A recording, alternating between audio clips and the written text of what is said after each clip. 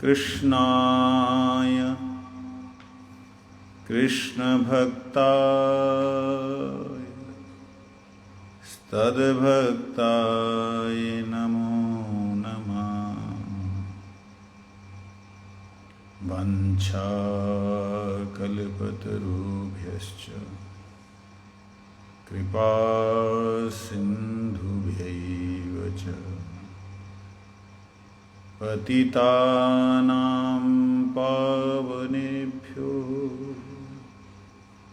वैष्णवेभ्यो नमो नमः।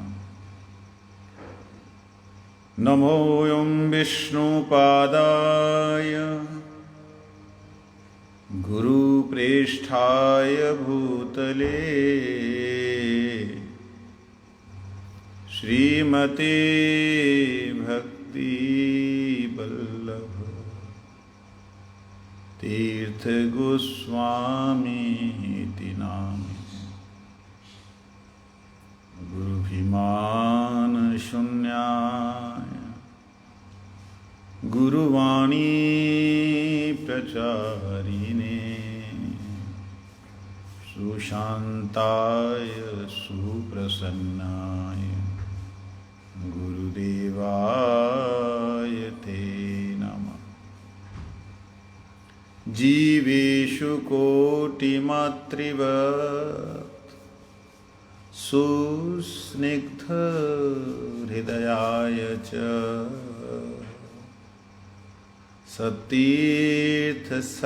सतीर्थसख्यछत्राय प्रणतार्थप्रदायिने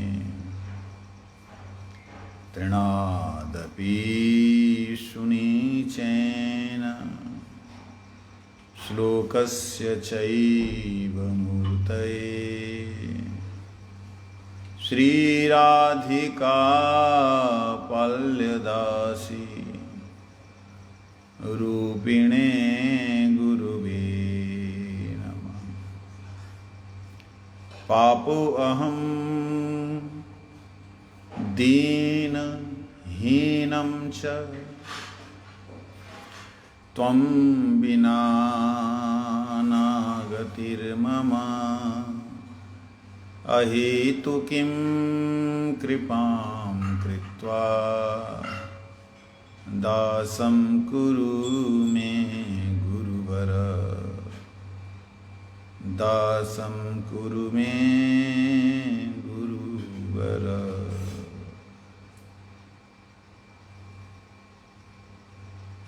पतित पावन परम करुणामय श्री गुरुदेव महाराज की जय।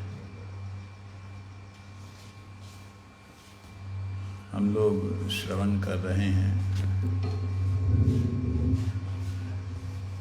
श्रील गुरु महाराज जी के इस पावन चरितामृत को, और जिसमें हमने श्रवण किया था गुरुभिमान शून्याय सुशांताय, गुरुवाणी प्रचारिणे सुशांताय। गुरुभिमानी शून्याय की एक बात और मुझे याद आई।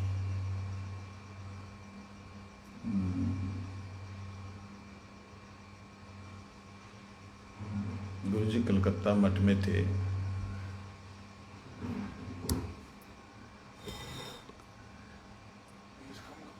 बेस नहीं,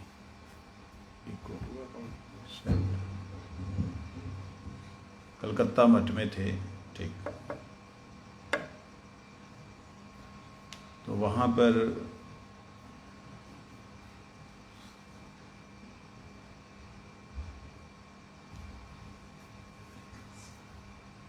जो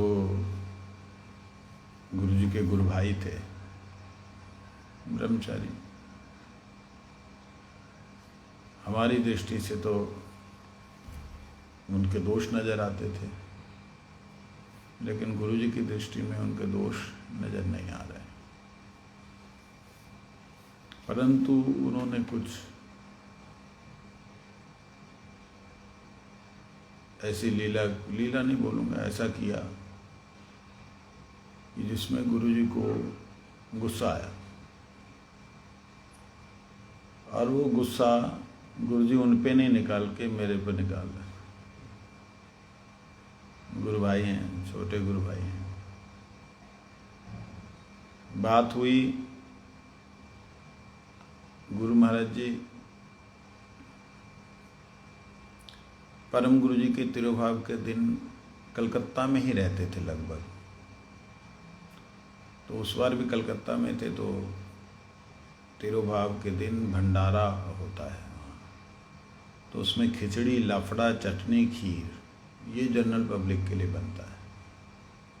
तो उन वैष्णवों ने, 2 जनों ने, 3 जनों ने शायद अलग अलग 3 जगह पे अपनी अलग अलग चीज़ें बनवाई, और वो उन्होंने अपने जो लोग जिनसे कलेक्शन करते थे वो लोग, उनके लिए उन्होंने रखा।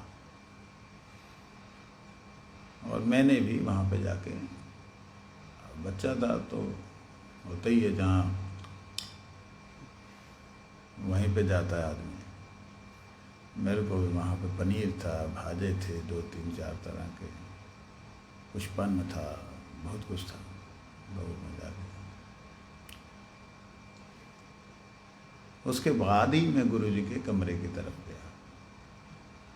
जैसे अभी मैं किसी को बोलता हूँ कि भाई तुम मुंह उठा के कमरे में घुस के आ जाते हो, तो सोचा तो करो मैं कैसे बैठा हूँ, नहीं बैठा हूँ।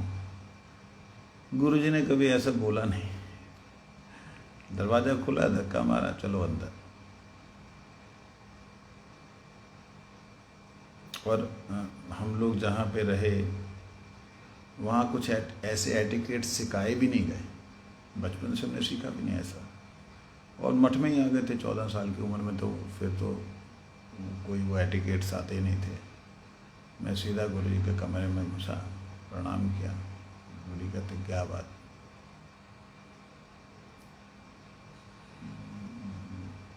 दर्शन गया। तब गुरु जी गुस्सा हो गए। जो खाया विष खाया, जो खिलाया विष खिलाया। मेरी समझ में नहीं आया, खाया खिलाया। हमारा गुरु जी का तिरुभाव, उसमें ठाकुर जी का भोग में जो बना उसको छोड़ करके अपना अपना करके बनाया सब। हम कलेक्शन नहीं किया, हम तो खूब कलेक्शन किया। हमने ही लोगों को मिलता, हम तो कभी किसी को अलग से कुछ देता नहीं। जो खाया विष खाया, जो खिलाया विष खिलाया। मैंने कहा महाराज जी मैंने भी खा लिया। बुद्धि नहीं थी कि कैसे बात करनी होती गुरु जी से। मैंने भी महाराज जी खा लिया। तो गुरु जी बोलते जो मठ में रह के हरि गुरु वैष्णव का लिए जिनका जीवन नहीं, उनका संग नहीं करना। थोड़ा आवेश में बोल रहा था गुरु जी उस वक्त। इधर से उधर अपना छोटा सा कमरा था, जितना ये कमरा है ना, लगभग इतना कमरा था। इससे थोड़ा सा मतलब 2-4 इंच या 1 फीट तक बड़ा होगा, बस इतना सा कमरा था तब गुरु जी का। और उसमें गुरु जी इधर से उधर जा रहे, उधर जा रहे, उधर जा रहे।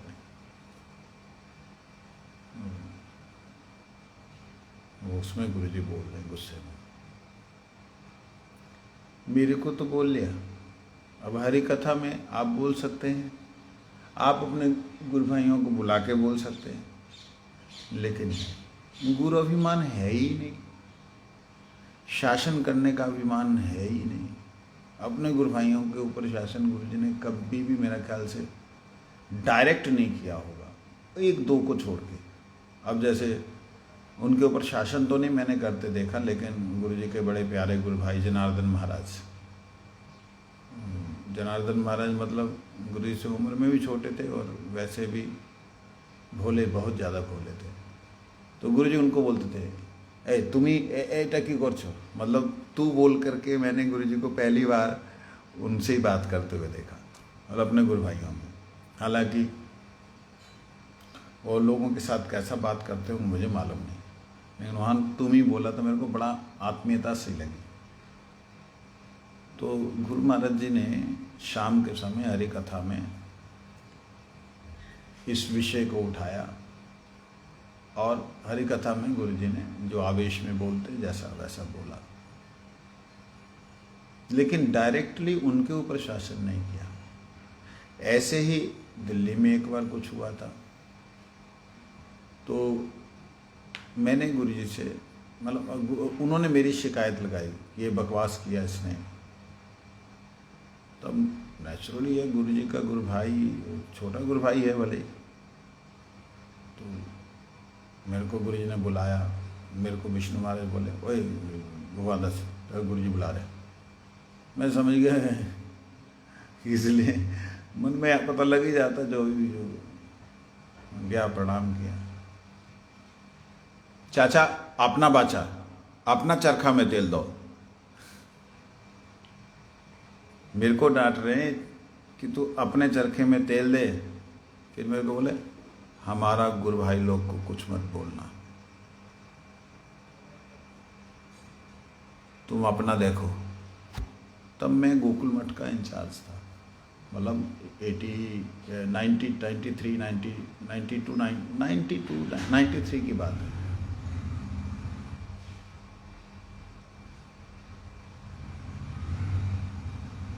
मैं कुछ भी जवाब नहीं दिया कि गुरुजी नहीं, उनकी ये गलती थी इसलिए मैंने बोला, बिल्कुल नहीं बोला। मेरे को अच्छा लग रहा था गुरुजी डायरेक्टली मेरे को बोल। तो एक बात होती है, फील होता है कि मेरे को गुरुजी डायरेक्टली बोल रहे हैं। उसमें एक चीज़ देखी विशेष, कि गुरुजी उन्हें भी डांट सकते थे। अभिमान ही नहीं है गुरु का कि मैं आचार्य हूँ, मैं मठ का कर्ता धर्ता मालिक हूँ, इन लोगों को समझना चाहिए, नहीं समझेंगे तो मैं समझाऊंगा, ऐसा था ही नहीं। तो गुरु अभिमान शून्य है ऐसा। और भी कई घटनाएं हैं, लेकिन वो ऐसी हैं कि वो आप लोगों के समझ में ही नहीं आएंगे। तो इसके अलावा जो हम लोग चर्चा कर रहे थे, सुशांताय। अच्छा, नमोयम विष्णु पादाय, इसका अर्थ जो होता है साधारणतया क्या होता है?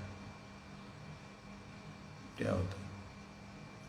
भगवान विष्णु के जो पाद कमल है, उनकी कृपा, डायरेक्ट कृपा जो पैर से निकलती है और उनकी चरणी है।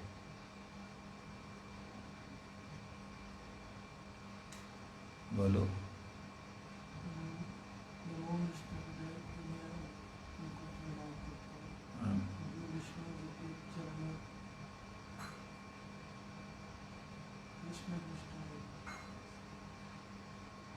नमोयम विष्णु पादाय का अर्थ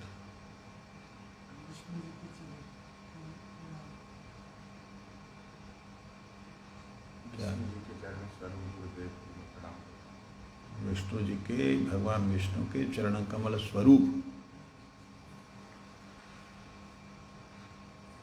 चरण कमलों से कृपा निकलती है नहीं, चरण कमल स्वरूप।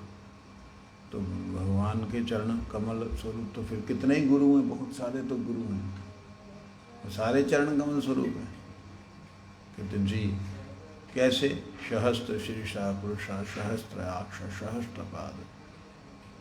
भगवान के हजारों नेत्र हैं, हजारों भगवान के मुख हैं, हजारों भगवान के हाथ हैं, हजारों भगवान के चरण हैं। इसका अभिप्राय क्या है? मतलब क्या है?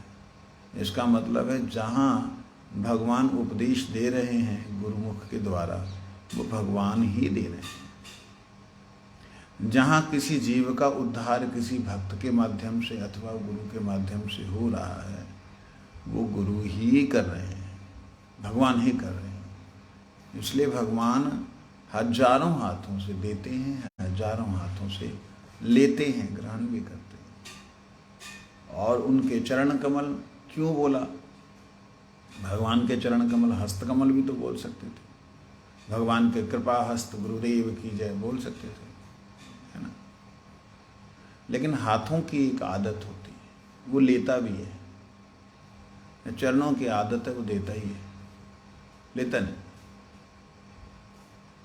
तो इसलिए चरण कमल जो हैं वो दाता के स्वरूप से हैं, हमेशा ही जीवों पे करुणा बरसाए रहते हैं। इसलिए नमो हम विष्णुपाद। क्यों विष्णुपाद है? कृष्णपाद क्यों नहीं बोला? गौरपाद क्यों नहीं बोला?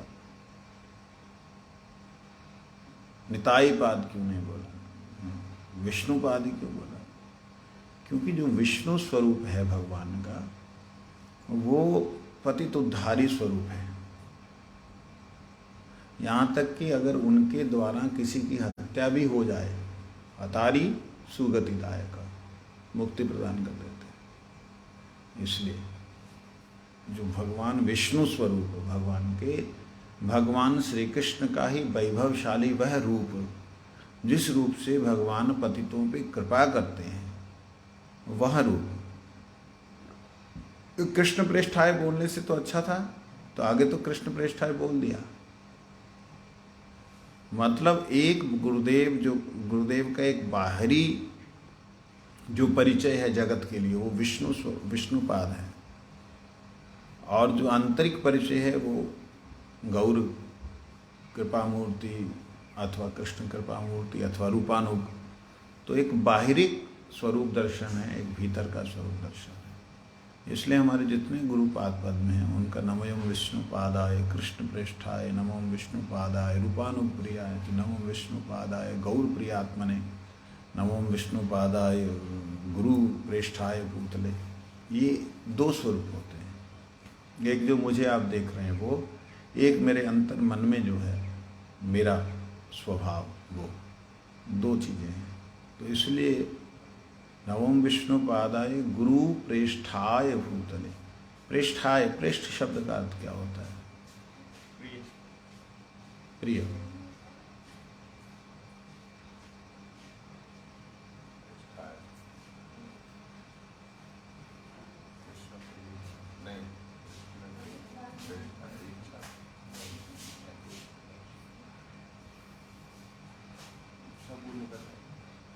प्रेष्ठ, इच्छ नहीं है, पृच्छ नहीं है, प्रेष्ठाय, इष्ठाय, जो अत्यंत अत्यंत प्रिय है उसे कहते हैं। प्रिय नहीं अकेला, अकेला प्रिय शब्द नहीं, प्रियतम। दैत भी ऐसे ही है, दैत और ज़्यादा नज़दीक हो गया। दैत एकदम, मतलब दैत तो ऐसे हो गया कि दो देह एक रूप। प्रिय में थोड़ा सा प्रिय है, एक ही होने पर भी प्रिय, लेकिन वो थोड़ा सा उसमें भोग्य भोक्ता भाव नहीं है। तो प्रेष्ठाय, गुरु जी के, परम गुरु महाराज जी श्री माधव गोस्वामी महाराज जी के प्रेष्ठ, मतलब जिन्होंने ऐसे शिष्य के लिए इच्छा की हो, जहाँ ऐसा शिष्य होने से जिन्हें परम सुख मिला हो, वो है प्रेष्ठ। प्रिय अति, इष्ट, इष्ट मतलब होता अभिष्ट, इच्छित फल। प्रिय अति, जो अति प्रिय, इच्छित जो अभिलाषा है, और तुमने जो बोला था तो वह प्रेष्ठ। गुरु प्रेष्ठाय भूतले श्रीमते भक्ति वल्लभ तीर्थ गोस्वामी नाम में। तो श्रीमते भक्ति वल्लभ, भक्ति के वल्लभ मतलब क्या होता है? भक्ति के वल्लभ तो हो नहीं सकते भक्त, भक्त तो भक्ति का वल्लभ नहीं हो सकता। वल्लभ तो कृष्ण ही है। वल्लभ मतलब पति, वल्लभ मतलब जो सर्वस्व हो। राधा वल्लभ, कृष्ण वल्लभी, ऐसा मतलब भक्ति देवी भी जिनको चाहती हैं, कहने का मतलब है वल्लभ। भक्ति देवी भी जिन्हें चाहती हैं, या जो भक्ति के अत्यंत प्रिय हो गए, या अत्यंत प्रिय हैं। भक्ति कौन? आराधिका शक्ति कौन है? राधा कौन है? राधा। आराधिका शक्ति श्री राधा रानी। आराधिका शक्ति का मतलब भगवान को प्रसन्न करने वाली शक्ति, आह्लादनी शक्ति। तो भक्ति ही भगवान को आनंद प्रदान करने वाली है। इसलिए भक्ति वल्लभ मतलब श्री राधा जी के वल्लभ। वल्लभ मतलब तो राधा जी के वल्लभ तो कृष्ण हो गए? नहीं, यहाँ दास रूप से भी उनकी सेविका या सेवक के रूप में भी जो है वो भी उनका प्रिय है, अत्यंत प्रिय है। तीर्थ गोस्वामी, तीर्थ गुरु जी के लिए शब्द प्रयोग हुआ। ये 108 सन्यासियों के जो नाम हैं, 10 नामी सन्यासी हैं जिनमें 10 नामों का ही प्रयोग होता है, तीर्थ, पुरी, भारती इत्यादि। तो ये 10 मूल नाम हैं। 10 नामों के बाद में आगे के जो परंपरागत नाम हैं, 108 नाम गौड़ीय वैष्णवों ने आविष्कार किए। 108 भगवान के, जिसमें बामन, बरा ऐसे करके भगवान के नाम हैं। उन 12 नामों को लिया, भगवान के गुणों को लिया। उद्दंडी, दंडी, उद्दंडी भी है उसमें, जो कि कोई ऐसा होता है ना तो उसमें उद्दंडी नाम तेरा, ऐसे निर्दंडी स्वामी उद्दंडी महाराज। तो 108 नामों में से एक नाम है, और एक नाम भी प्रथम नाम। पहला नाम जो 10 नाम सन्यासियों में पहला नाम है तीर्थ, और 108 सन्यासियों के नामों में भी पहला नाम तीर्थ ही है। तो तीर्थ इसलिए भी प्रत्येक भगवान के उस श्रेष्ठ भक्त को तीर्थ कहा जाता है। तीर्थ ही नहीं, तीर्थानि तीर्थानि कुर्वन्ति तीर्थः, जो तीर्थों को भी तीर्थ करे वो महातीर्थ स्वरूप। इसलिए महाराज लगाया उनके पीछे, तीर्थ महाराज। हम तो गोस्वामी शब्द का प्रयोग करते हैं, तो जो तीर्थों को भी पवित्र करने वाले तीर्थ गोस्वामी महाराज हैं। गोस्वामी का अर्थ क्या होता है? इंद्रियों के स्वामी, है ना? और क्या होता है गाय का अर्थ, गो का अर्थ? आत्मा। और गो के 18 अर्थ हैं, उनमें से एक विशेष है ज्ञान, आलोक, आत्मा, पृथ्वी, गैया, इंद्रियां। तो गुरुदेव अपने 10 इंद्रियों के स्वामी थे, हैं। लेकिन विशेष रूप से उन्होंने अपनी समस्त इंद्रिय और इंद्रियार्थ को भगवान की सेवा में लगाया। जो अपने इंद्रिय और इंद्रियार्थ को भगवान की सेवा में लगाए वही गोस्वामी होता है। इंद्रियार्थ क्या होता है?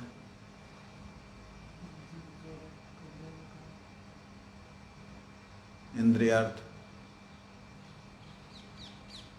इंद्रियार्थ शब्दार्थ।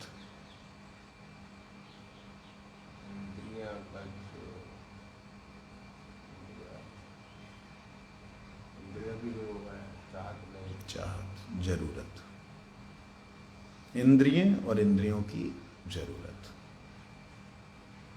इंद्रियों की जरूरत जो है, एक शब्द थोड़ा उसको समझने का प्रयास करना। गो तृप्ते, गो तृप्ति, इसका अर्थ क्या है? इंद्रियों का तृप्ति। तो इसका अर्थ साधारणतः जो हमारे वैष्णव लोग करते हैं वो ऐसे करते हैं कि भगवान को अपना पालन करता मानना, रक्षा करता पालन करता, है ना? क्या है? दैन्य आत्मनिवेदन, गोपतृप्ति वर्ण अवश्य रक्षी वे कृष्ण विश्वास पालन। तो उसमें पालन करता भगवान, गोप तृप्ति का मतलब पालन करता बोलते हैं, लेकिन वास्तविकता में पालन करता गोप तृप्ति शब्द का अर्थ इतना ही सीमित नहीं है, इतना ही छोटा नहीं है। क्या हो रहा है? मक्खियाँ। तेरे पे जा रही है, जहाँ गंद होता है वहीं जाती है। साफ नहाया नहीं? अच्छा। गोप तृप्ति वो वाले साबुन से नहाया जो मैंने बनाया था, उसी से जाएंगे वहाँ पे। तो गोप तृप्ति गोस्वामी, जिन्होंने अपनी इंद्रियों को और इंद्रियार्थ को, इंद्रियां कौन, कितनी इंद्रियां हमारी? 10 इंद्रियां, 11 इंद्रियां। किन इंद्रियों की यहाँ बात हो रही है?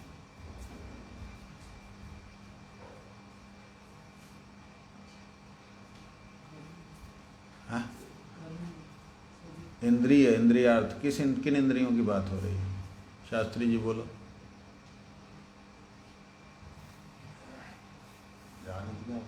ज्ञान इंद्रिय, हाथ पैर नाक, हाथ पैर जिह्वा वाणी, वाणी वाक पाणी पाद उदर उपस्थ, ये लोग कर्म करते हैं ज्ञान इंद्रियों के लिए। कर्म इंद्रियां क्या करती हैं? ज्ञान इंद्रियों के लिए जुगाड़ करती हैं। समझ लगी? नहीं लगी? तो ऐसा क्यों करता है? कर्म इंद्रियां ज्ञान इंद्रियों के लिए सुख का जुगाड़ करती हैं। तो जो सुख का साधन है, सुख का साधन कर्म इंद्रियां, सुख किनको देना है? अर्थ किन की है? जरूरत किन की है? चक्षु कर्ण नासिका जिह्वा त्वचा, आंखों को अच्छा लगता है इसलिए पैर लेके जाएंगे वहां। तो ये साधन है। साध्य क्या है? दर्शन, है ना? तो दर्शन किसका विषय है? किसकी जरूरत है? दर्शन किसकी जरूरत है? आंख की। आंख का जब दर्शन जो है वो जरूरत है। स्वाद किसकी जरूरत है? जिह्वा की। तो इसलिए गोस्वामी उन्हें ही कहते हैं। गोस्वामी शब्द सबके लिए नहीं लगाते, जैसे तुमने लगा रखा मेरे लिए, हर किसी के लिए नहीं लगता ये शब्द, ये बहुत रेयर लगता है। गोस्वामी शब्द उनके लिए लगता है जिनकी इंद्रियार्थ, जिनकी इंद्रियों की जरूरत, अर्थात इंद्रियों की तृप्ति, गो तृप्ति। इंद्रियों की तृप्ति किनसे हो रही है? केवल मात्र कृष्ण और कार्ष्ण के द्वारा। कृष्ण और कार्ष्ण के द्वारा। कार्ष्ण शब्द का अर्थ क्या होता है? जो कृष्ण के द्वारा आकर्षित हो गए, कृष्ण आकर्ष, कार्ष्ण। इसका दूसरा अर्थ होता है जो कृष्ण से हैं, कृष्ण के वंशज, वो कार्ष्ण है। समझ लगी? तो इसलिए गो तृप्ते, गोस्वामी, ये शब्द जो है गोस्वामी शब्द विशेष करके उनके लिए लगता है जिन्होंने अपनी इंद्रियों और इंद्रियों के अर्थ को केवल मात्र भगवान को ही और भक्त को ही समर्पित किया है। जहाँ वही भक्त और भगवान ही जिनके इंद्रियों के सुख प्रदान, सुखदायक है। जो भक्त के रूप को देख करके सुखी हो, द्वेष नहीं पाले कि वो बड़ा सुंदर लगता, मैं उसके सामने जाऊंगा तो मेरी बेइज्जती होगी, ऐसा ना पाले। जिसके अंदर ऐसा द्वेष आ जाता है वो कभी भी भगवान की भक्ति में आगे नहीं बढ़ सकता। दैन्यता प्रधान शब्दों में बोलना अलग है, प्रैक्टिकल में होना अलग है। आप किसी भी सुंदर से सुंदर व्यक्ति, अच्छे से अच्छे सेवा करने वाले के पास जहाँ अच्छे से अच्छे भगवान को, वैष्णवों को संतुष्ट करने वाले के पास रहेंगे तो दैन्यता अपने आप आएगी, दीनता अपने आप आएगी। लेकिन दीनता है नहीं तो आपको रहने की इच्छा नहीं होगी, आप बैठ नहीं पाएंगे, हृदय में विकार आएंगे और 100 तरह के दोष देखने की कोशिश होगी वहाँ पे। इसलिए गोस्वामी वही हैं जो अपने इंद्रियार्थ भक्त और भगवान को ही समझते हैं। श्रील गुरु महाराज जी के जीवन में ऐसी बहुत सी लीलाएं हैं जिन लीलाओं को हम श्रवण करके अपने जीवन को धन्य कर सकते हैं। इसलिए गोस्वामी नाम है। अच्छा, उसके बाद क्या था? गुरु अभिमानुष्य गुरुवाणी प्रचारी ने सुशांताय सुप्रसन्नाय गुरुदेव। तो सुशांताय का अर्थ हम लोग कल श्रवण कर रहे थे कि गुरुदेव की लीला में सुशांत मतलब अपने ऊपर हुए किसी भी प्रकार के अत्याचार, लांछन अथवा किसी भी तरह के कष्ट को उन्होंने शांति से भोगा, शांति से। लोग यदि कहें कि नहीं गुरुजी को तो कष्ट नहीं होता, गुरुजी तो चिन्मय देह हैं, फलाना ढिकाना, मूर्ख हैं वो लोग। मेरे मुंह से मूर्ख शब्द निकलता है, उचित नहीं है ये शब्द, उसके लिए क्षमा याचना साथ साथ करता हूँ, लेकिन यह अज्ञानता है। जब गुरुदेव इस संसार में प्रकट होते हैं तो इस संसार के समस्त कष्टों को नाटक नहीं करके लेते कि नाटक करके ग्रहण करें, अब अनुभव होता है वो कष्ट। गुरु महाराज जी जब लगभग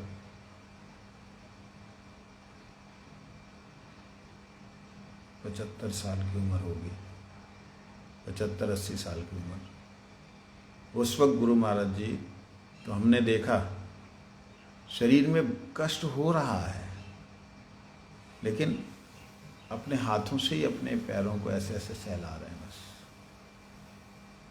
और बड़े शांत, और आप बड़ा प्यार उनके चेहरे पे, अद्भुत शांत चेहरा, सुप्रसन्न आए, सुप्रसन्न वदन उनका। वदन शब्द का अर्थ क्या होता है? वदन, वदन शरीर, वदन का मतलब शरीर, वदन सिर्फ इसको वदन कहते हैं, ऊपर के हिस्से को, मस्तक नहीं रे, मुखमंडल, इसको वदन कहते हैं। इसलिए चंद्र वदन कहते हैं ना, कमल वदन कहते हैं उसको। वद, वद धातु, वद मतलब बोलने वाला, न प्रत्यय लगा है, बोलने से आनंद प्रदान करे वो वदन है। वद, वद, द और ध में अंतर नहीं है, वैसे शास्त्री बनता है।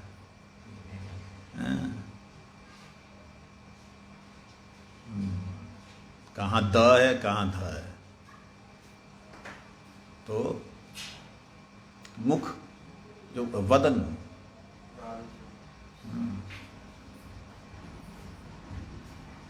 तो कहाँ से हम वदन शब्द को ले रहे थे? गुरुदेव का जो मुख कमल है, शांत और प्रसन्न वदन, सुप्रसन्ना है, प्रसन्नता चेहरे पे छलकती। मैं हमेशा गुरुजी के वार्तालाप करते हुए हैरान शब्द बार बार प्रयोग करता हूँ, आप हैरान होंगे। क्यों करता हूँ? क्योंकि मैं हैरान हूँ, ऐसा कैसे मनुष्य हो सकता है? ऐसा कह ही नहीं सकते कि उनको कष्ट नहीं हो रहा। अगर कष्ट नहीं हो रहा तो वो कमरे में आके ओहो, अरे बाबा, ऐसा क्यों कर रहे हैं? कमरे में तो नाटक नहीं करेंगे, कमरे में आगे तो वाह, अगर उनको कष्ट हुआ ही नहीं चला बस ठीक है, बाहर हो गया जो हो गया, ऐसा होना चाहिए। शरीर है तो शरीर में आदि भौतिक आदि दैविक आध्यात्मिक क्लेशों को वो सहन करते हैं। क्या करते हैं? वेगों को क्या करते हैं? सहन। सहन शब्द प्रयोग करते क्यों हम लोग? क्यों कहा वाचो वेग, मनसा क्रोध वेग, जिव्या वेग, उदर उपस्थ वेग, एतान वेगान जो विषेत धीरा, जो उनको विषयों से हटा ले वो धीर कहलाया। धीर मतलब तो धैर्य धारण करे, जो कष्टों को सहन करे। सहन करना अलग चीज है। हम सहन करते हैं लेकिन हमारे चेहरे पे और हमारे हाथ भाव में, हमारे उठने बैठने में अनुभव होता है। चल दबा भाई पैर, पूरा जोर लगा देता है बेचारा, ठंडी में पसीने निकल आते हैं उसके, डरता है उसके बाद में पास आने के लिए कि भाई महाराज के पास नहीं जाना। क्यों? कि महाराज ऐसे दबाते हैं, गुट्ठों में दर्द हो जाता है, मुक्कों में दर्द हो जाता है, मुक्के मारते मारते। लेकिन गुरु महाराज जी को अद्भुत देखा, आहा सुशांताय, अद्भुत देखा। शरीर में भयंकर कष्ट है लेकिन ना तो चेहरे पे ना उनके एक्शंस में, बिल्कुल नहीं पता ऐसे। और हमको तो ऐसे लगता था जैसे राजा महाराजा अपने पैरों को सहलाते हैं ना मतलब मेरे को नहीं लगता था, बट पब्लिक को ऐसे लगता होगा, और जैसे कि बड़ा अभिमान के साथ। लेकिन वो अभिमान नहीं था, वो शरीर में कष्ट हो रहा था। आप सहलाइए, देखिए, आपको सहलाया आपने कभी? ऐसे सहलाओ, ऐसे सहलाओ, सहलाओ ऐसे पूरा, अरे दबाना नहीं है, सहलाना है। करके देखो। हाँ, इसमें किस तरह से ना जो कष्ट है वो रिलीफ होता है। ये चीज गुरु जी को देखी, सुशांताय,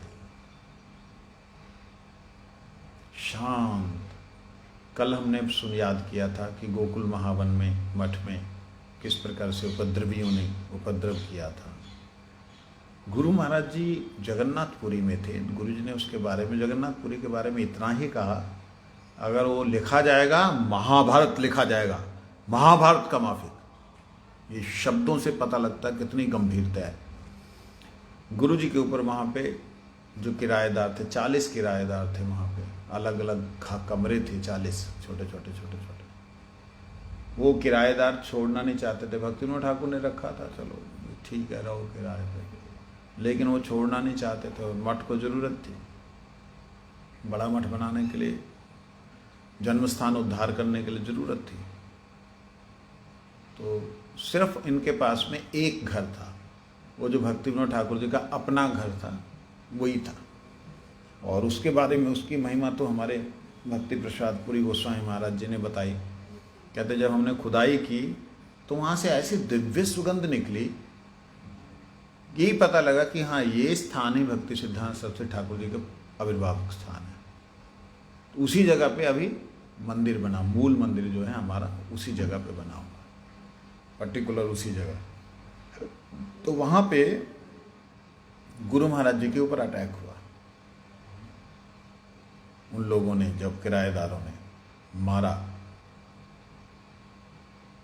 ये तो कोई नहीं बोलता इस बात को, क्यों बोलेगा? गुरु जी को मारा।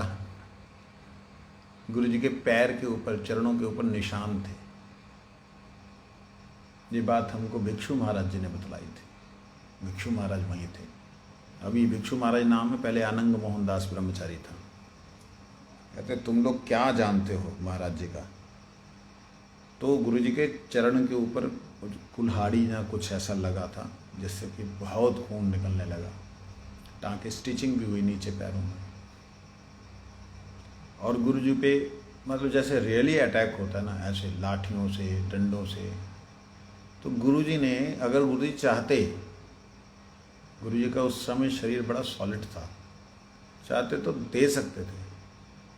गुरु जी कृष्ण कृष्ण करते रहे। और फिर उनमें से एक बंदा जो था, उसने बोला, ए छोड़ दे यार, ये भक्त मतलब भक्त आदमी, इसको छोड़ दे। उन्हीं मारने वालों में से एक को दया आ गई। ये होता है सुशांता है। इसको बोलते शांति से ही शांति दे दे। सुशांताय का मतलब ही है खुद ही शांत रहता है, डर के मारे डरपोक है, ऐसा नहीं। गुरु जी को गरजते हुए भी देखा है, बरसते हुए भी देखा है, डांटते हुए भी देखा है, फटकारते हुए भी देखा है, लेकिन अपने ऊपर आए हुए किसी भी कष्ट के लिए गुरु जी को कभी भी डांटते नहीं देखा, फटकारते नहीं देखा। अपने लिए नमक डाला, डाला नहीं डाला ना सही, लेकिन गैया के दूध में नमक डाल दिया तो उससे गुरु जी गुस्सा हो गए, क्योंकि गाय के दूध में नमक डालने का मतलब गोमांस सदृश है, इसलिए शास्त्रों में मनाया है। लोग पंजाब वगैरह में, जलंधर बोल रहा हूँ, पंजाब वगैरह में लोग जो है तोरी की सब्जी में दूध डाल देते हैं, गलत है। किसी भी सब्जी में आप दूध नहीं डाल सकते, दही डाल सकते हो। दूध का विकार जब तक स्वयं ना हो जाए उसमें आप नमक नहीं डाल सकते। मुझे बहुत गुस्सा हो गया। और हमारे क्या नाम सेवक जो थे बुधारी प्रभु तपस्वी महाराज, अभी जो नाम है उनका, वो कहते ऐसा हुआ हमको कि हमने पता नहीं क्या खून कर दिया किसी का। इतना गुरुजी गुस्सा हो गए। क्यों हुए? कि आपको ये पता नहीं लगता है कि दूध में नमक नहीं डालना है। नमक डालने का मतलब आपने गैया के दूध को नष्ट कर दिया। तो इसलिए शांत इतने ही अपने ऊपर आए हुए किसी भी अत्याचार, किसी भी तरह के मतलब अवहेलना को गुरुजी ने बिल्कुल शांति से स्वीकार किया। गुरु महाराज जी बचपन से ही बड़े ही निर्लेप रहे, बड़े ही निर्लेप रहे। परम गुरु जी की जो एक घटना है, सेम गुरु जी की ऐसी एक घटना है।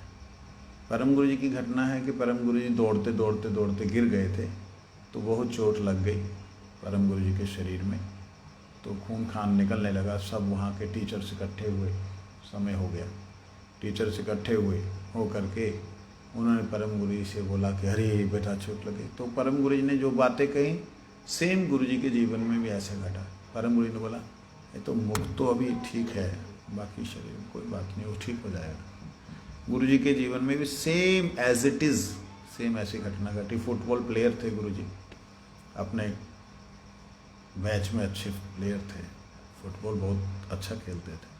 तो वो फुटबॉल खेल में गुरु महाराज जी वो जैसे नहीं पैर लग जाता तो गिर जाते हैं, अच्छी खासी चोट लगी। तो उस वक्त गुरु जी, सभी लोग गुरु जी से प्रेम करते थे, कामाख्या से आकर अरे कामाख्या चरण कुछ क्या हुआ, क्या हुआ, ठीक है, हाँ ठीक हूँ। तो गुरु जी ने भी कुछ इसी प्रकार से शब्द कहे थे कि मैं तो ठीक ही हूँ, थोड़ा सा है ठीक हो जाएगा, इसका चिंता नहीं। ये तो गुरु जी के मुखारविंद से सुना हुआ है। तो इस प्रकार से शांत, अपने ऊपर हुए किसी भी तरह के क्लेश अत्याचार के लिए हमेशा ही शांत रहे। सुप्रसन्नाय वंशा कल्पतरुश्च कृपा सिंधुभ्यो च पतितानां पावनेभ्यो वैष्णवेभ्यो नमः नमः। सुप्रसन्नाय को हम कल श्रवण करेंगे।